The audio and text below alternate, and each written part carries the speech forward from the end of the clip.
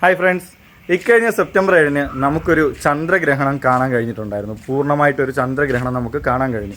അതുപോലെ സെപ്റ്റംബർ 21-നും 22-നും ഇടയിലായിട്ട് മറ്റൊരു ഗ്രഹണം നടക്കുന്നുണ്ട്, സൂര്യഗ്രഹണം. പക്ഷേ ഇതൊരു പൂർണ്ണ സൂര്യഗ്രഹണമല്ല, ഭാഗികമായി നടക്കുന്നൊരു സൂര്യഗ്രഹണമാണ്.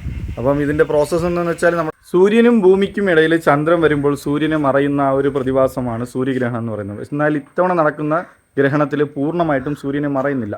ഒരു ഭാഗികമായി ഒരു 85-86% മാത്രമേ സൂര്യൻ മറഞ്ഞു നിൽക്കുന്നുള്ളൂ. അപ്പോൾ ഈ നടക്കുന്ന പ്രതിഭാസമാണ് സൂര്യഗ്രഹണം. അതല്ലാന്നുണ്ടെങ്കിൽ പാർഷ്യൽ സോളാർ എക്ലിപ്സ് എന്ന് പറയുന്നത്. പക്ഷേ ഇത് മെയിനായിട്ടും നമ്മൾ അറിഞ്ഞിരിക്കേണ്ട ഒരു കാര്യം, ഇന്ത്യയിൽ നിന്നുകൊണ്ട് നമുക്കിത് കാണാൻ കഴിയില്ല.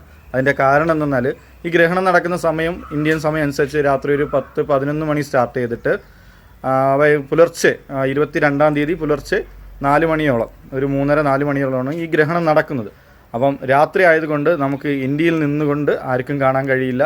ഈ ഗ്രഹണം കാണാൻ കഴിയുന്ന രാജ്യങ്ങളെന്ന് പറയുന്നത് നമ്മുടെ ദക്ഷിണാഫ്രിക്ക, ദക്ഷിണ പസഫിക് മേഖലയും, അന്റാർട്ടിക്ക, ന്യൂസിലാൻഡ് അങ്ങനെയുള്ള രാജ്യങ്ങളിലാണ് നമുക്ക് പൂർണ്ണമായിട്ടും കാണാൻ കഴിയുന്നത്.